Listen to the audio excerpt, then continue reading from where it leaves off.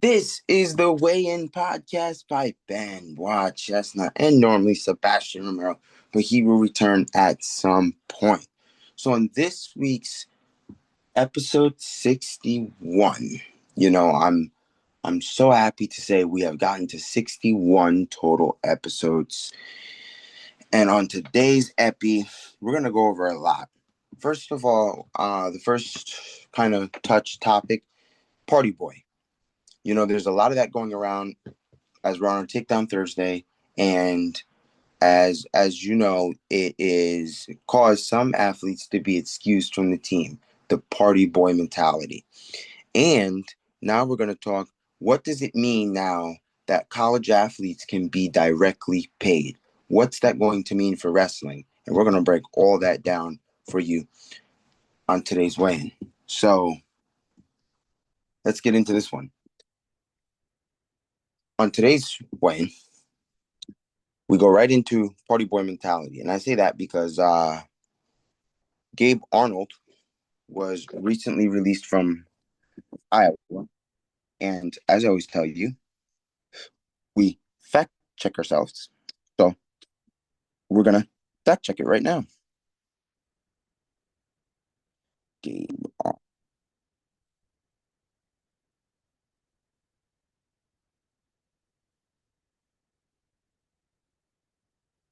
So,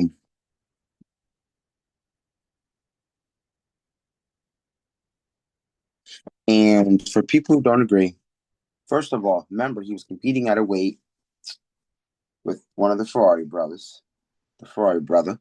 And let me be honest, Gabe Arnold would have never beat Dustin Plott. And that's just the truth. Gabe Arnold would have never beat Dustin Plott. As if you all did not see that match from last season, I would go take a look at it. Amazing match. Gabe Arnold would have never beat Dustin Plott. You understand, this is a competitive NCAA market right now, and if you're not focused 100%, you're gone. And I think that's something that is true to be said here. If you're not focused, you're gone. And I think everybody's looking at the Brands brothers saying they're not getting it done. No, they're being more particular. They've been there for a while and they know. And that's the reasons, because they know what they're doing. You know, and some reports say star wrestler. I don't think he was the star of that team over there. And I think this upcoming season that title was going to be removed from him, because you got a lot of guys up there that make more noise than Gabe. So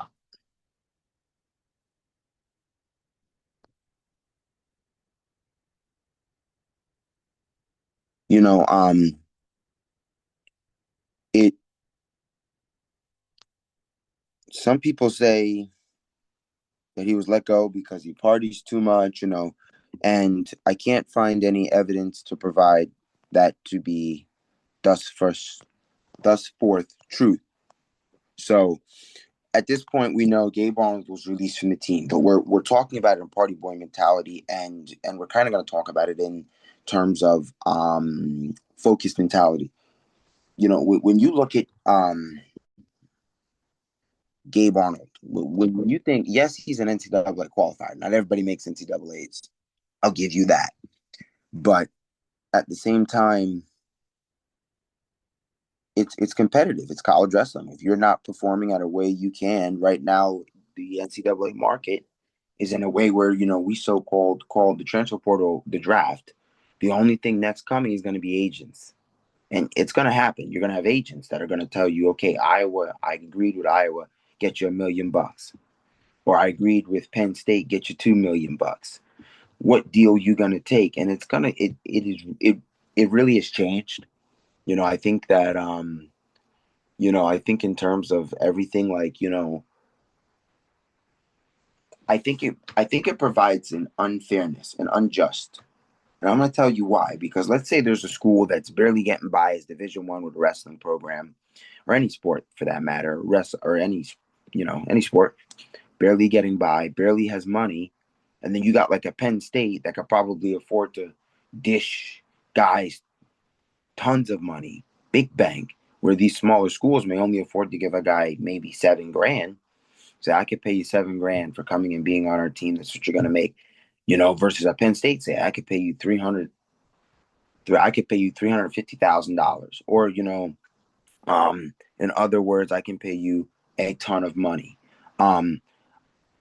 Do I think that is going to alleviate some of the problems we're seeing in Division I wrestling? And I say that because the weigh-in has stayed very quiet on the Carter Starachi situation, and we will continue to stay that way till the developments have come forward. And I just think it tells you. I'm gonna leave you with this, and this is not something. This is fact. This is not the first time Penn State has had a problem of this nature. So this shows that they repeatedly have a pattern. If we dip a little into it, they repeatedly have a problem of not addressing certain issues of the nature. I won't name what this is that, because we have a lot of our viewers range from a lot of different perspective age ranges that watch the weigh-in. So I won't get into specifically the Carter Starachi situation. I will always say what I say with everything. Google it. If you're not sure, of the younger ages that do watch the weigh-in, I would say let your parent Google it first, whatever the case may be. But I think it's a repeated problem. And I think at this point, you have to say to yourself, once you say, okay, it was just one bad apple, twice. Now, I understand what everybody may get misconfused about. This is not the second, as far as I'm concerned. I'm not talking about, twice under, what happened under the wrestling program. I'm talking about like just in general as a university. And I think to say that, I kind of think nobody will really know why action wasn't taken. But for me, I will go ahead and say I think it fueled the fact that he was going to be a five-time a five-time national champion. That was it. It was the history where they were like, "Hey, um, come on, just he's got one more." But I will say this, action wasn't taken till it came to light, and that is the worst way to handle something. So after it came to light what had happened and everything, the story comes forward. Then they say, okay, well, he's not allowed at Nittany Lion Wrestling Club. We will not allow him to compete under Nittany Lion. It's too late. It's too late. You allowed him to stay there and get his fifth national title when things were wrong. You can't you can't shield and protect somebody just because you feel like they're your star. They're this or they're that. I feel like, and this is just an all university. I feel like a lot of them want to play judge, jury, and executioner. If somebody is deliberately doing something that would be considered an illegal act, allegedly, and I say allegedly because you don't know whether they are or not. You can't sit there and say, okay, well, we're gonna make a decision on this. Nothing's gonna happen here, or whatever the case may be. I'll give Iowa credit. A lot of everybody don't like Iowa, but remember when Austin Del Santos went out and did his thumbs up, got I think it was a 2-match suspension. Bam, bam. What we're finding out about this Carter, if I know many of you are probably have wanted to weigh in, but weigh-in's not taking an official stance. We're just kind of giving you what we know and what we don't. And like I always say, the speculation. I think when you look in terms of this, you look in terms of like, okay, some reports were saying that it was almost brushed off. So I don't understand why prestigious university is like brushing things off yet again. When Austin Dos Santos put that thumbs up, Brands Brothers didn't. They turned around and said, "No, you're going to get it. You can't do that. You have to." The fact that you're coming around and you have something that's not providing great morale in the locker room. We talked about legacies lately, and it's only going to be damaging to the legacy that when you have problems, obviously not to Kales, but, to university. When you have that coming in, this is the second time you have not been able to figure it out. And if that's the case, you've got to start saying to yourself, how many times is this going to happen before you say, hey, this cannot happen anymore. We have to get rid of this. We have to alleviate this, you know, and it seems to always be this swept under the rug mentality. Like, hey, oh, well, we're not going to do nothing. Wow. I just think it's not right. And, we're not officially making a stance yet, but I feel like as of a short term, it ain't right. But is that going to play a role into being able to pay college athletes? Absolutely. Absolutely. You're starting to see why I can see why some of the biggest stars don't really want to be at Penn State because they see these things that it's like, what's going on over there? What are you doing? Like, listen, I'm gonna be honest. I give Rutgers credit because when Sammy Alvarez had, I guess it was the weight making issue. Scott Goodale said, "You're done." Said, "You're off. I'm not putting up with that." Austin Dos Santos put a thumbs up. 2-match suspension, and all of a sudden we have Carter Starachi. Oh, it kind of almost feels like, oh, he's gonna be a 5-time national champ. Don't worry. I'm not saying that is. As you know, my disclaimer here on the weigh-in is always speculation. So we speculate. Many times, if we have the truth, we'll tell you where we get it from, what we're getting it, but speculation. More than most. We speculate a lot. So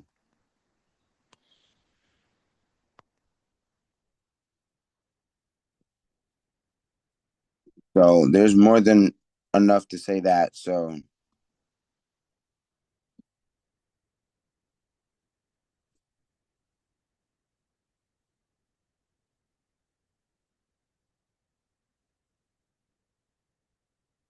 and that's something.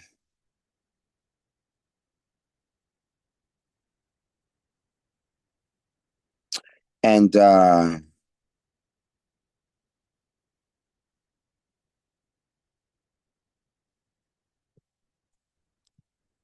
and it was crazy because as it happened,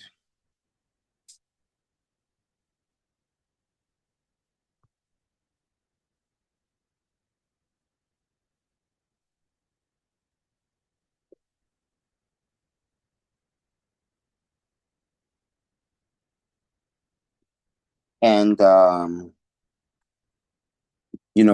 in terms of in terms of that, it's like, hey, you know, when things happen, you have to go. I think something that we would like to see here is some NCAA action. And people will never. I mean, people could not agree with me. Could not agree with me. Hey, this guy won 5 national titles. This is great, but you wonder what's going to happen at the NCAA level. Is you wonder because you wonder what. But I won't. My thing is this: everything is alleged. So at this point, it's like, hey, if it comes out something was doing that, this and that, and he shouldn't have been at Penn State, it is what it is. But we'll closely monitor that and see what comes of that. Same way we did the Kyle Snyder. I don't quite off the top of my head remember if we covered it, but the Kyle Snyder. But if we just kind of give you that little take and get back into where we were, the paying of athletes is going to heavily weigh on people committing. It's going to heavily weigh. You basically the transfer portal is going to end up being a draft. It's going to end up being like you're a free agent. It's going to be the free agent list. Hey, and then you're going to turn around. You're going to end up with agents. You're going to say, hey, I'm working with Penn State right now to get you a contract. They're talking 1.2 million over the course of your 4 years. You say, oh, nice. I think it's going to change, obviously the market has already been changed when they came out with NIL. Athletes can make money off themselves, but you should be able to. I was full for NIL. Now you're directly saying a school can pay other schools. So what's going to happen is these schools that don't have money are not going to be able to do that, unless you kind of implement a cap. You put a cap in there where you say, okay, you can only pay this much or that much for an athlete or per athlete. And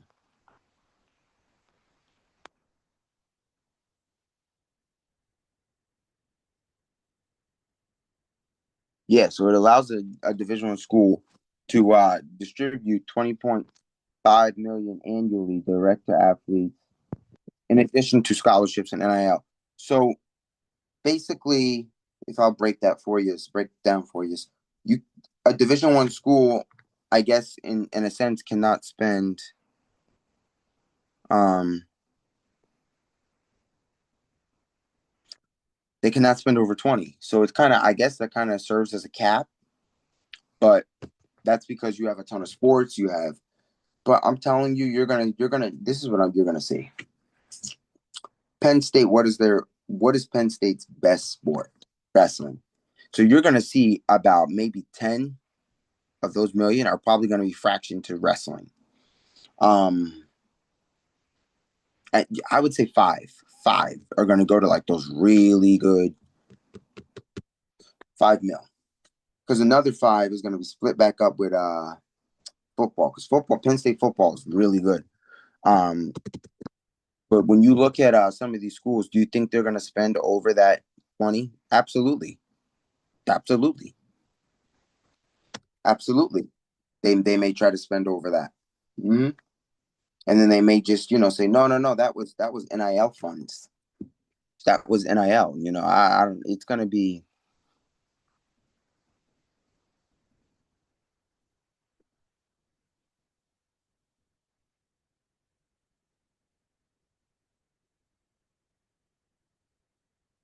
Yeah, so the cap structure is 20. So and they say growing 4%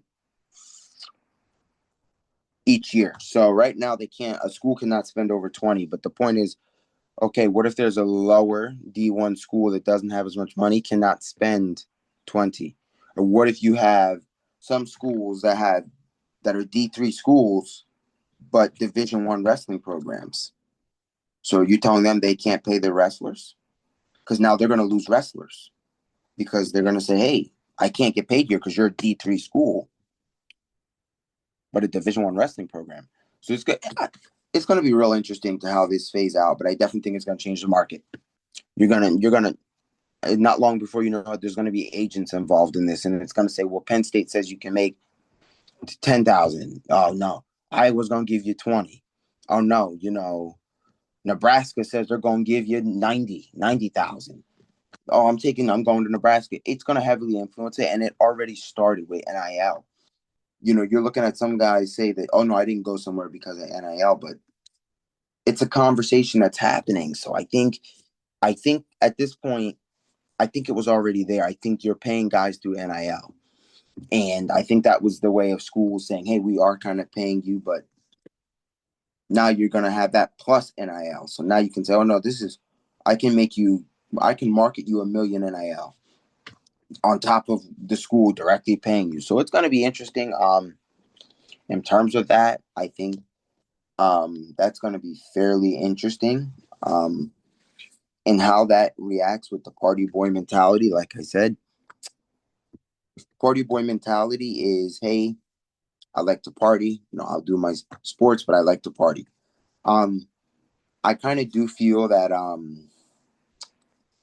the effect it's going to cause is you're going to see a lot of those party boys get rooted out. School's not going to be paying an athlete, and he's just partying and he's not performing well. You're going to see, basically, wrestling never had a pro league like NBA, NFL. It just came, and that's going to be college wrestling. It's going to be college wrestling right now, and because guys are going to be doing it, guys are going to say, "Hey, I'm a national champ. You got to give me more money." And they're probably all going to be 1 year deals, which you got to redo them every year. And you say, "Hey, I'm a national champ now. I want more money. You owe me more now. I just made you. I just got you a national title." And you're going to see it more in Penn State because those guys always win the team title, Team Kale. You're going to see those guys say, hey, we got you a team title. You got to pay us more now or we're out. It's going to be interesting, but that is going to be like, pro college wrestling. It is going to turn professional. They're going to make money for it. They're going to have salaries. You got a cap. Your teams are your colleges.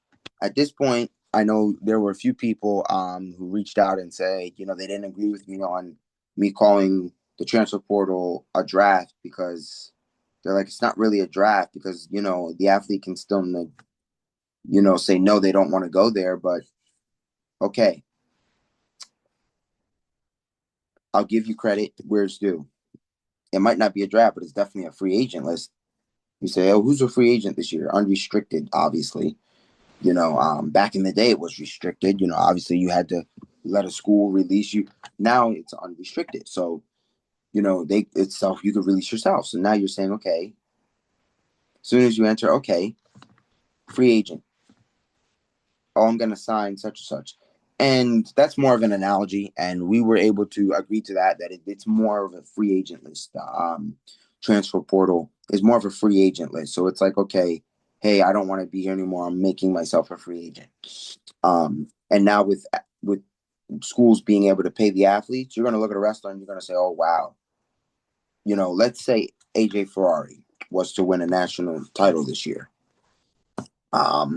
He wins a national title. You almost expect he's going to go, okay, got to pay me. Or let's say he's already got a national title, got to pay me. You look at a lot of that, and it's going to be, I think it's going to change recruitment. It's going to change recruitment. And for Kale's sake, not for the better, because you're not going to have that much money. So what's probably going to happen is schools have $20 million. You're going to probably more than likely divide that up between the sports, give it to a sport and say, hey, now you spend that how you would like. And probably it'll fall up to the head coaches. And at that point, like I said, it'll turn into pro college sports at that point because that'll be what happens. So if we do the numbers off of Penn State,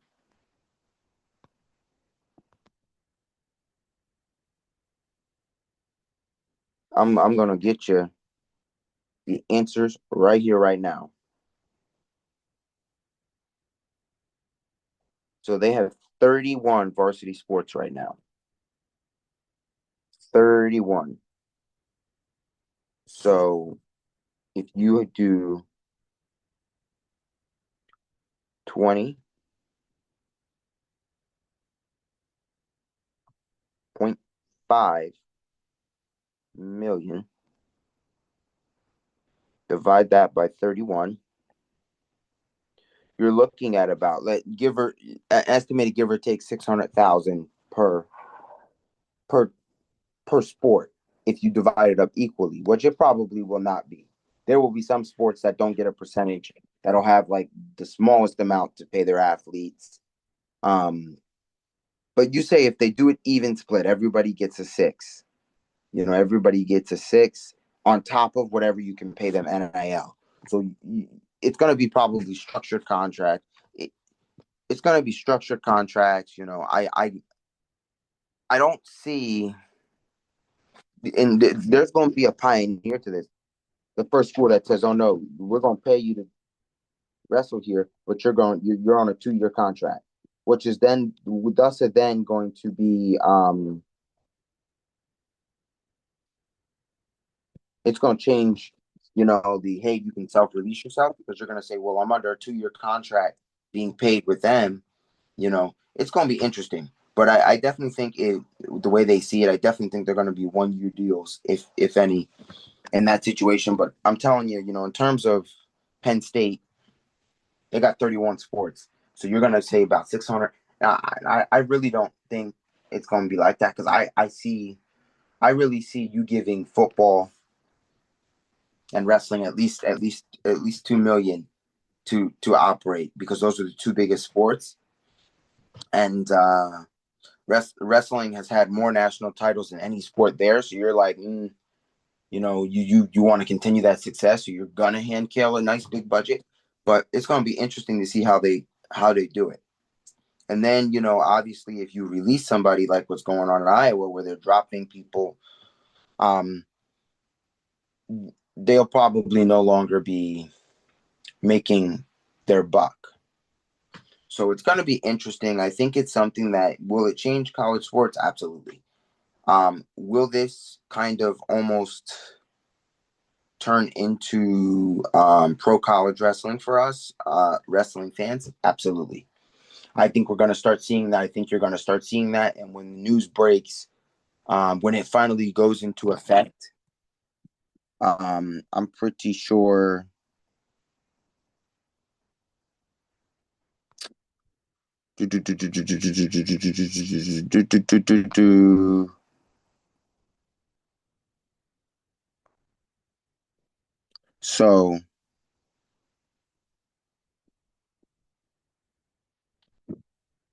So effective.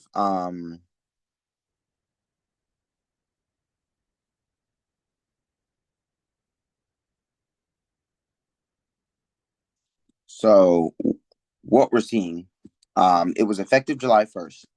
So there was an opt out and an opt in. So some schools opt out and they say they're not paying their athletes. And I think the problem with what I see with that is I think they're going to lose a lot of athletes because this is a market right now where you're going to start to see everybody's chasing a national title. You saw the Nebraska Cornhuskers pick up AJ Ferrari, and that was about the smartest move. They went and just kind of said, "Hey, we're going to go ahead and get AJ."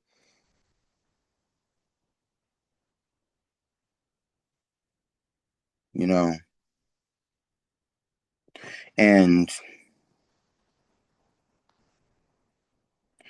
that's the crazy thing. You're seeing a lot of this come together. You're seeing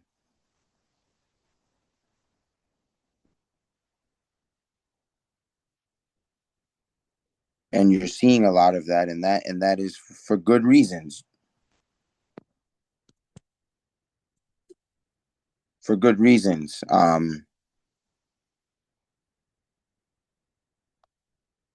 So just to answer you, who beat Dustin Plot? That was Angelo Ferrari.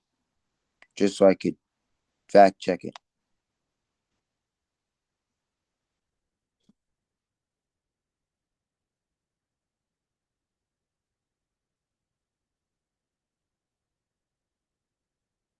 That was Angelo.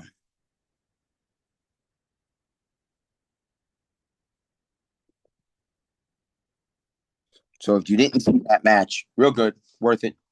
But nonetheless, I kind of feel like it's gonna shape the market. You're gonna see some people not go to Kale because Kale's not gonna have enough money, and some guys are gonna say, "Hey, I'm the number 3 recruit in the country. I think I should be paid this."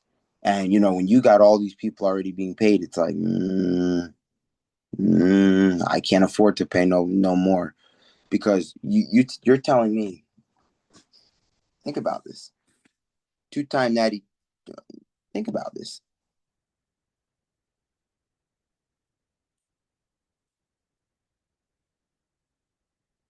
Think about this.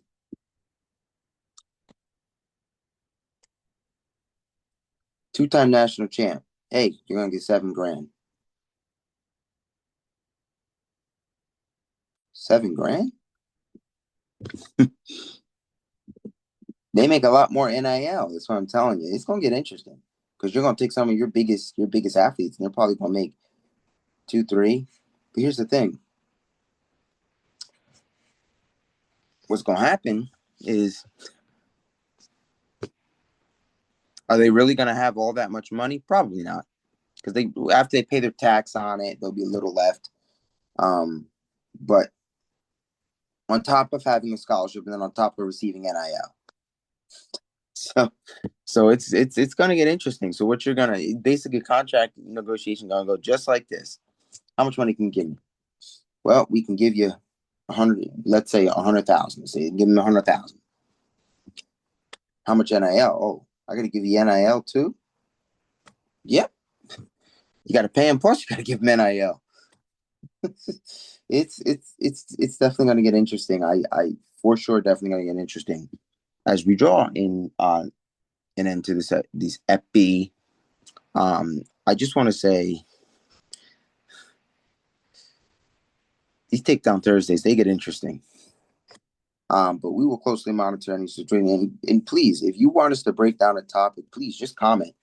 We'll gladly provide our opinion on everything but Carter Starachi right now because we're letting the details come out more about that. But I mean, from what little I told, it's kind of obvious what partake we're taking on this. Kind of obvious how we feel about it. You know,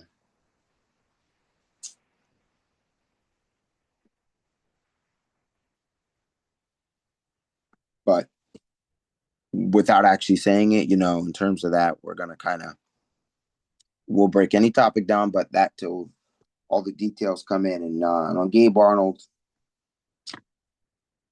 he was let go, so that's just that. But and then even then, talking about party boy mentality, there's a lot of those college wrestlers that they party too much, and you never see them go. You never see them succeed because they party too much. So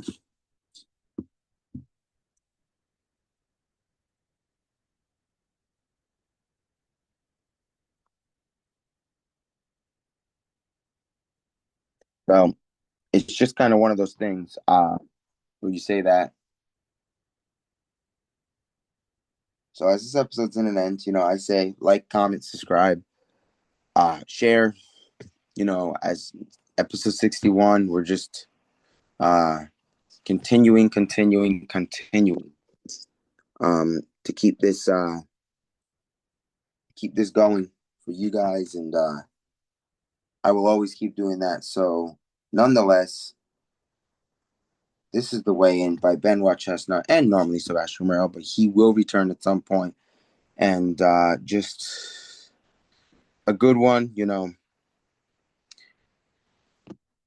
gets the mind thinking. Weigh In out.